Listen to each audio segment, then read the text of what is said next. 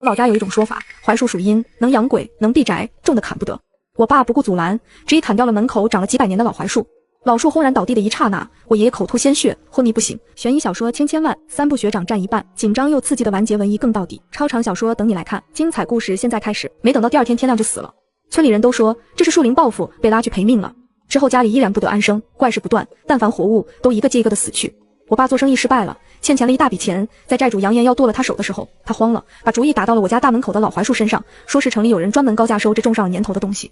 这3棵老树长得巨大，自我记事起就有了，以前常听我爷念叨，都几百年的老家伙了，生了灵了，所以逢年过节，除了给祖先烧香上供，也少不了他们的一份。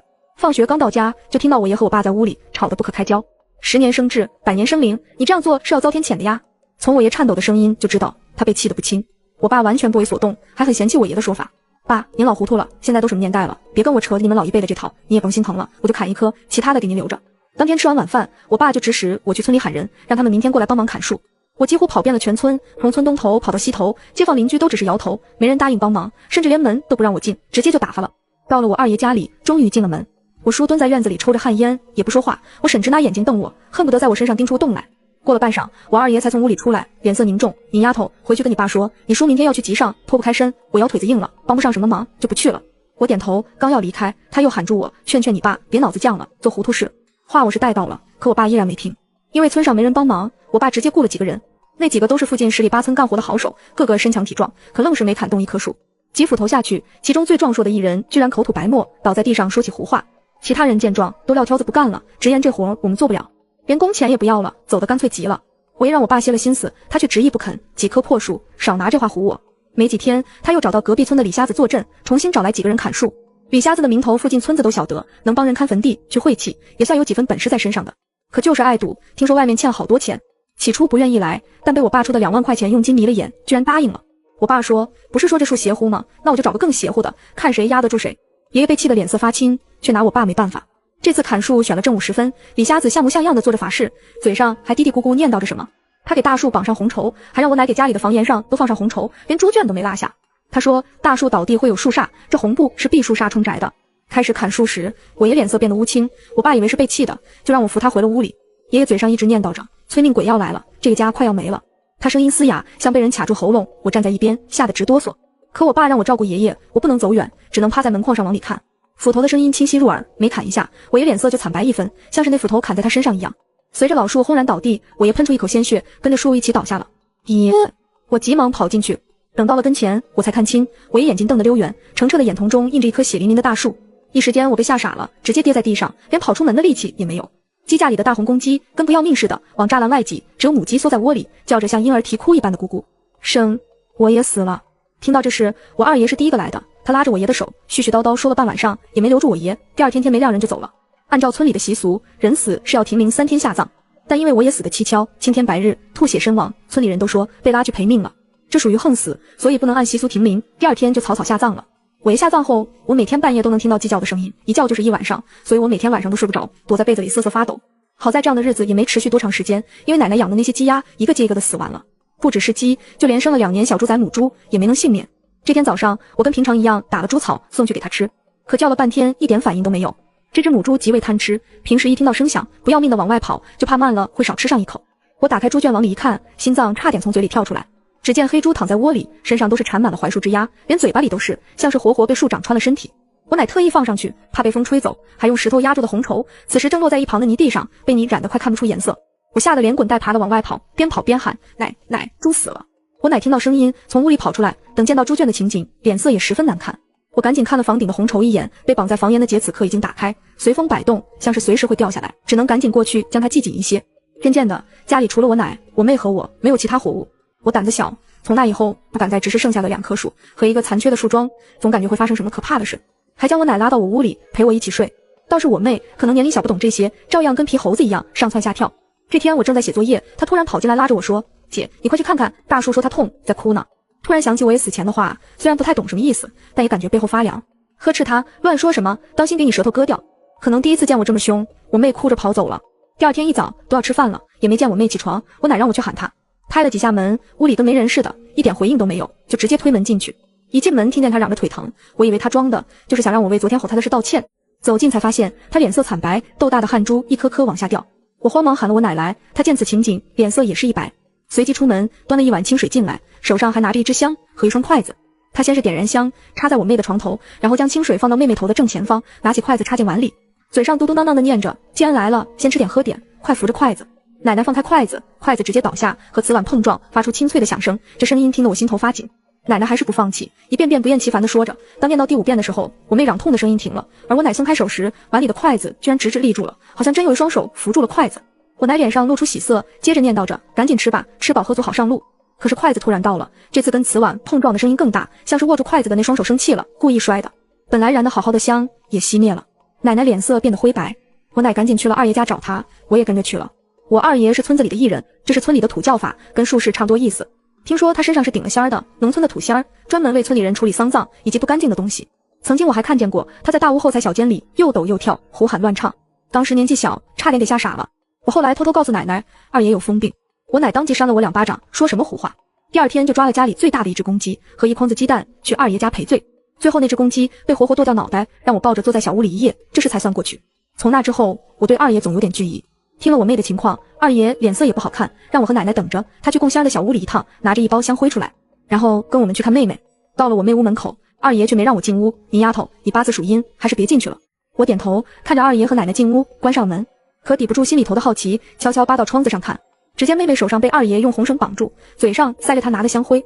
妹妹脸色比早上还差，都会呈现青黑色，一点也不像是个活人。她像是知道我在偷看，朝窗外看来，灰白的眼珠像是能直接透过窗户纸打到我身上。我吓得差点叫出来，赶紧捂住嘴，才没被二爷和奶奶发现，然后赶紧跑回了自己房间。在屋里折腾了半宿，第2天一早鸡打了鸣，二爷才一脸疲惫地从屋里出来，对我奶道：“只能这样了，我暂时奈何不了他。”走前还看了我一眼，像是有什么话没说完，那眼神看得我心里凉飕飕的。就这样过了几天，我妹居然好起来了，也不喊着腿疼了，只是她脸色依然泛着白，说要去茅房尿尿，可才出去一步又退了回来，嚷着太阳太大晒疼她了。农村的孩子都是被晒惯了的，那会怕什么太阳？可她就不出门，憋了一整天，到太阳下山才出去尿尿。从那之后，我总看到我妹避着太阳，走路也专门挑有阴影的地方。白天精神头极差，有好几次在房檐下完石子就直接睡了过去，一到晚上却格外精神，大半夜还在院子里晃悠，嘴上还嘀咕着什么。以前灵巧的丫头变得沉默，没了往日的活泼，看起来呆呆傻傻。这天晚上实在渴得厉害，我起身去灶屋喝水，就在院子里遇到我妹。我以为她又犯病了，想喊她早点去睡觉，她也不理，垫着脚尖走路，径直开了大门出去了。我怕她大晚上乱跑不安全，便跟了上去。发现她走到门口的大树桩上，呆呆坐在上面，时不时还发出哭泣的声音。椴树是会流水的，所以树桩周围散落了一圈水痕，此刻却像是被她给哭湿的。后知后觉地想起，我也曾经说过，被那东西上身的人，脚后跟是落不了地的。我如同被兜头浇下一盆凉水，心凉到脚底心。顾不上喝水，2步做3步跑回屋里，看到我奶还在床上熟睡的背影，赶紧过弄醒她。奶，妹妹她在大槐树边哭呢。奶奶本来睡得迷糊，听了这话也瞬间清醒，赶紧下床，连衣服都没披就跑出去，将我妹拉了回来。砍树卖了钱后，我爸又在城里做起了生意。这次是我妈又怀孕了，他才送人回来，想让她在村里养胎。我妈走过来摸了摸我的头，然后蹲在地上拉起我妹的手，温柔地问：“静丫头，妈妈再给你生个弟弟好不好？”从我妹最近呆傻的样子，别人跟她说话她也不理会，像是没有听到。我还以为她不会回答，没想到她一把推开我妈，眼睛瞪圆，歇斯底里地喊着：“我不要弟弟，如果生出来我会弄死他。”我奶连忙上前将她禁锢在怀里，抱进屋里面去。我妈跌坐在地上，眼睛里闪过惊恐，脸色惨白，显然被吓得不轻。因为我妈怀孕，听说极有可能是男胎，我爸高兴极了，他以为是自己砍了树期运来了，就打算将另外2棵树也给砍了。他眼睛里闪着疯狂，说最近得了一个新门路，如果卖了钱拿去投资，肯定会大赚一笔。还拉着我说，等爸爸赚了钱，就带你和妹妹去城里上学。我奶自知拦不住他，只是眼神含泪地看着我爸，你是想将我们都害死啊？听说我爸又动了砍树的心思，我二爷来了家里，跟我爸在屋里谈了很久，走的时候气得脸色通红，将大门摔得震天响。直言以后我家的事他不会再过问。有了第1次砍树的经验，第2天我爸就又找来李瞎子，直接将剩下的2棵树轻轻松松给砍倒了。他得意地笑着，仿佛已经看到大把的钱进了自己口袋，没在家里多留，拿着卖树的钱回城里去了。都说一孕傻3年，可我妈却有点傻过头了，因为有时候她连上厕所需要脱裤子也能忘掉。这天晚上我去厕所，刚推开茅房的门，就见里面站着一个人影，吓得我差点大叫一声，手忙脚乱地打开灯，看到是我妈，我惊魂未定的心才慢慢放下。我妈直愣愣站着，裤子还在滴水，身上传来一股浓郁的尿骚味，她居然尿裤子了。我连厕所也没顾得上，赶紧扶她出去，喊我奶出来，奶你快来，我妈尿裤子了。我奶让我去烧水，她带我妈回屋，现在我妈还怀着孕，不能着凉。我和我奶收拾了大半天，才将她的下身清洗一番，换上干净的衣裳，刚舒了口气，回头就见我妹站在窗边，她嘴边带着阴恻恻的笑，盯着已经躺在床上的妈妈。准确说是盯着她的肚子。我心里慌得不行，赶紧关上了窗户。我妈那么好面子的一个人，本以为她会为此事难为情，没想到她完全不记得这件事，第二天照常过日子。随着月份增大，我妈身体也越来越差，刚开始还能看到红润的脸色，现在几乎见不到了。早上我刚起床，就见我妈坐在院子里梳头。见我出来，她身体笨重，艰难地起身：“您丫头起来了，怎么不多睡会儿？”我过去扶着她重新坐下，拿过梳子帮她梳头。她应该也知道自己现在的样子不好看，不想我担心，将一块小镜子悄悄藏进了怀里。我妈长长的头发拖到地上，以前乌黑亮丽，不知什么时候变得干枯，和杂草差不多。她全身瘦得跟皮包骨一样，只有圆滚滚的肚子凸出来，大得吓人。我明明记得隔壁家婶子直到生产，肚子也没我妈一半大。梳完头发，我扶她进屋换衣裳。她看了我一眼，犹豫几秒，开始解身上的扣子。当衣裳解开，她巨大的肚子凸显出来，上面爬满了纹路，像极了大树分裂延伸的枯枝。这些纹路是从肚脐眼延伸出来的，就像是从她肚子里长出来的。见我惊恐的眼神，妈妈三两下穿好衣服，跟以前一样摸摸我的头：“别怕，这是妊娠纹，女人怀孕都会长的。”我压下心底的害怕，点点头。犹豫再三，晚上睡觉的时候，我还是把这事告诉了我奶。奶奶听完也脸色凝重，紧锁着眉头。第二天又去找了我二爷。二爷说了不管我家的事，没有来家里，只是给了我奶一张黄符，让她烧成灰给我妈喝下。当晚吃完饭，我奶就端着符水拿给我妈，说是帮她找的安胎药。我妈没有怀疑，直接一口喝完。只是她咽下去后，眉头皱了皱，人也开始不舒服。天还没黑，就早早回屋睡觉了。半夜，我妈屋里传来撕心裂肺的喊叫声，我奶赶紧起床套衣服，我也起来跟了过去。只见我妈脸色犹如死灰，枯瘦的脸上显得眼睛格外大，看着瘆人。她全身上下就穿了背心和短裤，鲜红的血迹顺着她的腿流下来。我奶惊得倒吸一口凉气，将我推出门外，关上了门。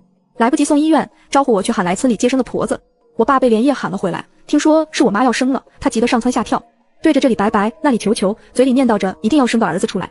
我却不想那么多，老话常说七活八不活，我妈正好才8个月，生出来也不一定能活下来。而且看我妈这个样子，我本能的不喜欢这个孩子，只希望我妈能平安就好。这一生就是一晚上，直到太阳升起，屋里才传来接生婆疲惫的声音，转瞬就变得惊恐。生了，这孩子怎么？我爸急忙推开门，我也跟着进去。只见接生婆手上抱着一个皮包骨的娃娃，她皮肤跟树皮一样干枯，全身上下爬满跟我妈肚子一样的纹路，也是从肚脐眼延伸出来的，眼睛紧闭，却张着嘴咯咯笑着。这那还是个孩子，分明是个怪物。我奶一把接过他，拿起旁边的毛巾就往他口鼻捂去。祸害呀，这留不得！我爸面如死灰，呆愣地看着，满脸不可置信。突然产婆大喊一声：“不好，产妇大出血！”我爸这才回了神，急忙上前抱起躺在血泊里的妈妈，送去了镇上的医院。我是跟着一起去的，等确定我妈还没死，我才安下心回了家。可是我刚进门，就见我奶趴在房檐底下一动不动，我妹蹲在一边，一脸木色，旁边躺着睡得正香的小娃娃。我急忙跑过去，将奶奶转过来，只见她脸色青黑，身体僵硬，显然被捂死有一段时间了。脚上套着她随手拿的那条毛巾，应该是被绊倒在檐下。我奶一直腿脚不太好，爬不起来，捂死在这里。我咬牙忍着恐惧，给我爸打了电话，让他回来处理。我奶的葬礼跟我爷一样，极其简单，没有提名等孝，直接就下葬了。村里人都开始躲着我们家，就算非要路过，也是绕老远的走。我爸这时候才显露出一些害怕，第二天去求我二爷，让他帮家里做一场法事。但因为上次他们闹得不愉快，我二爷拒绝了，我爸没办法，只能再去理瞎子。却得知李瞎子早在前几天淹死在村口的河里了。我爸去外面的道观花高价找来一个道士，道士一见我妹和尚在襁褓中的弟弟，脸色就变得难看。他说这法事他做不了，要请他们师傅出山，当然价格也要翻倍。我爸已经被这几天的事搞得焦头烂额，想也没想，直接点头答应。商量好做法事的时间，让我们准备了3只能打鸣红毛大公鸡，一个大猪头，还找村里杀猪的借来了他的刀。道士说这刀煞气重，刚好可以用来镇住邪祟。法事当天艳阳高照，在正午阳气最盛的时候，道士插上香烛，点上清油灯，在法案前念念有词。当他用杀猪刀剁下鸡头，将鸡血泼到树桩上的时候，太阳居然渐渐被飘过的黑云遮住，见不到一丝阳光，天也暗了下来。吹来一阵凉风，四周的树枝开始剧烈摇晃，远处的狗也疯狂吠叫起来。空气中散发着一种异样的气息，那种感觉既压抑又难受，让人窒息。我的心脏砰砰直跳，大气也不敢喘一下。法案上死了至少3天的猪头，这会诡异的开始流下血泪，不止眼睛，是七窍都在流血。道士脸色煞白，眼睛瞪圆，惊恐的样子跟刚才的镇定判若两人。我爸也知道法事失败了，草草收了现场，打发走他们。我可能是被吓傻了，在原地站了很久，等反应过来要进门时，听到树桩后面有声音。我缓住心神，走过去看，只见妹站在哪里，嘴角挂着诡异的笑，身上的衣服浸着一大滩血。本来被道士泼在树桩上的血迹不翼而飞，应该都在她身上。我吓得跌倒在地，完后缩着身体。我妹收起笑，还是跟之前一样，木着一张脸，面无表情，越过我朝院子里走去。我去镇上的医院看我妈，路过护士台时，被小护士喊住。我认识她，是最近照顾我妈的护士。她脸上都是嫌弃之色，家属来探视病人的时候，不要再带来一些奇奇怪怪的东西，你们那些土方法不管用，到头来还要我们来打扫，下次再这样就不要住院了。我心里一凉，面上却不显，认真跟她道了歉，然后赶紧跑去病房。我颤抖着手拉开我妈的被子，只见被子里散落着枯枝和叶子，看着我妈枯槁的手臂，有那么一瞬，总感觉这些东西是从他身上落下的。妈妈的脸上依然没有血色，但是眼睛睁得很大。我又在我妈眼中清晰地看到了大树身影，跟爷爷死时一模一样。我慌忙耷拉下眼皮，若无其事地拿出汤喂给他，只是轻颤的手出卖了我内心的恐惧。没有了奶奶，我一个人睡觉害怕。记得以前我也说过，镜子能照出不干净的东西，所以他们都怕镜子。我素来不喜欢照镜子，总感觉瘆得慌，但现在为了能安稳睡觉，我找了块小镜子塞到枕头下面，开灯到天亮。这样过了几日，一直都无事发生，我才安心些。这天晚上下起大雨，家里突然停电了，屋里陷入无边的黑暗。突然一道闪电劈下，借着短暂的光亮，我看见屋里有一个黑影。顾不上其他，我赶紧下床摸索着点亮油灯。终于有了一丝光亮，我仔细看过屋内每一个角落，确定什么都没有，惊魂未定的心才放下，大声喘着粗气，摸索出镜子，朝着我身后转圈的照。转到一个角落的时候，镜中突然没有了我的样子，出现一棵树，心里凉了半截。赶紧转头，发现是我妹蹲在哪里，定定地看着我。我吓得魂飞魄散，扑上床，钻进被子里，连大气也不敢出，一夜睁眼到天亮。等鸡打了鸣，我掀开一个缝隙往外看，屋里已经没了我妹的身影，这才松了一口气。吃饭时，我小心翼翼地看着妹妹，她却若无其事，好像昨晚什么都没有发生过。我爸开始嚷着腿疼，我心里一惊，看了他一眼。之前我妹也喊腿疼，后来就变得奇怪。我没来由的心慌，如果我爸也变成那样，那我该怎么办？家里就只剩下我一个正常人了。可这些事我不知道该和谁说。我找到二爷家里，还没说话，二爷便道：该来的迟早要来，躲不掉的。我听懂了二爷的意思，什么也没说，就回了家。担心的事还是发生了。这天早上，我刚给弟弟喂完奶粉，给我和妹妹做好饭，门口突然传来巨大的敲门声。来人是村里的周叔，他脸色难看，看到我就吩咐：给你爸收拾几套换洗衣服，快跟我去医院。我颤声问：发生了什么？周叔脸上还有后怕，像是想起了什么可怕的事，眼神带着恐惧。你爸在高速上出了车祸，和大卡车迎面撞上，腿断了。他前2天才喊腿疼，今天就发生这样的事。路过的邻居嘀咕，我听到他们说，我爸这是砍树的报应到了，他砍断树，人家就弄断他得到腿。慌乱中我看了我妹一眼，她照样是一脸淡漠，好像出事的那个人不是我们的爸爸，也跟他无关。收回视线，我跌跌撞撞地跑回屋，随便塞了几件衣服，就跟着周叔去了城里的大医院。护士见过来签手术同意书的，居然是个小姑娘，愣了一下，说这不合规矩。周叔赶紧帮我解释，说家里就剩我们几个孩子了。护士脸上闪过同情，勉强点头，看我歪歪扭扭地写下名字。我爸伤得很严重，膝盖以下都被撞断，剩下的半截腿虽然还在，却已经被碾得稀烂，要做手术将大腿以下全部切除。等手术结束，我慌张地跑过去，拉着我爸的手，嘴唇颤抖地喊他爸。他缓缓睁眼，见到我的一瞬间，眼睛骤然睁大，露出恐惧的表情，脸色惨白，像是看到了什么极其可怕的东西，一把将我掀翻在地，嘴上喊着怪物怪物。等我爸被拉进 ICU， 周叔过来将我扶起，安慰地揉揉我的头，别难过，他刚经历过车祸，有些神志不清。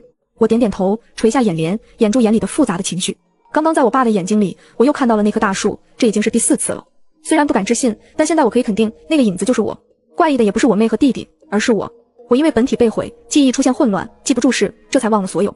门口的3棵老槐树，同根同源，早已是一体。几百年来，刘家祖上供奉着我，寻求庇护。但我道行还浅，做不到赐财赐运，所以在我妈怀孕的时候，投胎到了刘家，是为了报恩。我爸却做梦也想要个儿子，所以对我从小就不怎么上心，还经常对着我和我妈还有我妹拳打脚踢。前段时间他突然想砍树，我心里慌得不行，如果那树死了，我也就活不长了。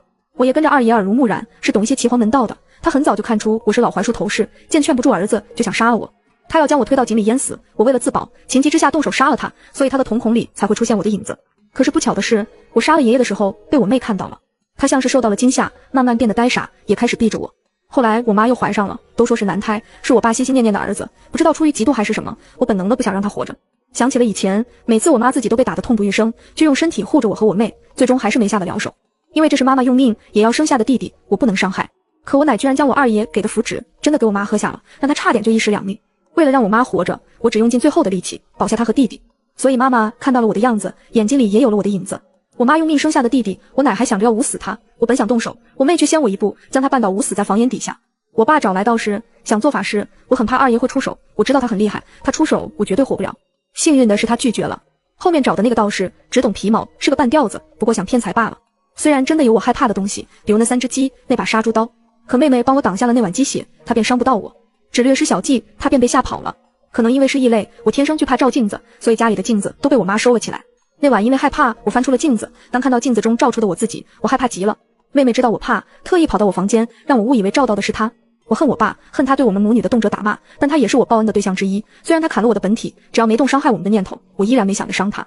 可是他认为我妈生了怪物，我和弟妹是他的拖累，他居然想杀了我们，解决累赘。所以我只能先下手，让他出了车祸。遗憾的是他居然没死，只是断了双腿。一进病房，我爸就惊恐地看着我，眼里的恐惧掩都掩不住。他躺在床上，没有了刚才的疯癫，嘴里嘟嘟囔囔的求饶：“求求你，放过我吧，我不想死，我不是有意要砍树的。”我面无表情，在他床边坐了半个小时，最后沉默地抬手，在他瞪大的眼神下拔掉了氧气管。不知该说他幸运还是不幸，我爸居然没死。医生宣布他因为大脑缺氧，脑神经坏死，以后无法像常人一样，只能一辈子躺在床上。第二天回了家，我妹乖巧地喂弟弟喝奶，见我回去什么都没说，只是指了指锅里还热着的饭。我吃了饭，带着弟妹去了镇上的医院看我妈。我妈已经大好，能坐起来吃饭了，也能下床走动一会。看着我们进来，她脸上浮现一抹笑意，朝我们招手：“快过来！”怎么看着都憔悴了。我和妹妹都围上去，趴在她床边，她抬手轻轻摸着我的头，跟以前一样。等我妈能出院，我们将她接回了家。我爸也只坚持了1个月，1个月后，医院说他半夜脑溢血，没救回来。从医生的语气中，居然听到了一丝轻松。也是，他这个样子，半死不活的躺在床上，全靠护士照顾，还不如就这么去了。我们领回了爸爸的骨灰，和爷奶埋到了一起。卖了3次树，我爸还留下不少的钱，够我们无忧无虑的花好久。我妈身体恢复得很好，现在没有公婆管着，丈夫搓磨，整个人都开朗了起来。可能是作为本体的树被砍了，我的身体也越来越差，逐渐记不住事，人也懒散起来，整日坐在院子里发呆。我妹的呆傻倒是变好了，她抱着弟弟围在躺椅边上，跟我说着外面发生的趣事。这天我正在晒太阳，二爷突然推门进来，我妹慌张地放下弟弟，拿过扫把将我护在身后，眼神一瞬不动地盯着他。我妈也赶紧从屋里出来，脸上都是紧张。二爷笑了一下，在我妈和我妹戒备的眼神中走到我面前，看来已经很严重了，再这样下去你会魂飞魄散的。我知道自己的情况，对她虚弱一笑，事已至此，也算是我的宿命。我妈见她不是要伤我，赶紧跪倒在我二爷面前：“二叔，您丫头是一个好孩子，求您救救她。”我妹也扔下扫把，跟着一起跪下。我二爷看着我，又看了眼我妈和我妹，叹了口气，像是做了什么决定。我可以帮你移魂，重新附到其他树上，但是这样你就会没有了修为，记忆也会随之消失。我妈虽然不舍，但为了我能活着，没看我的眼睛，直接答应了我二爷。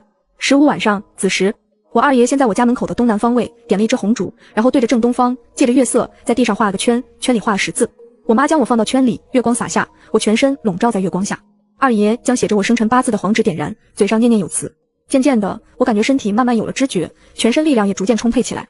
只是什么东西慢慢从我身体中抽离，我想挣扎，想喊叫，却什么也做不了。直到眼前的妈妈、妹妹、弟弟越来越远，我的记忆也慢慢模糊，直到化为泡影，一切都回到了起点。刘家门口被砍掉的树旁，又长出来一棵不起眼的小树苗，同根同源，像是那3棵老树的延伸。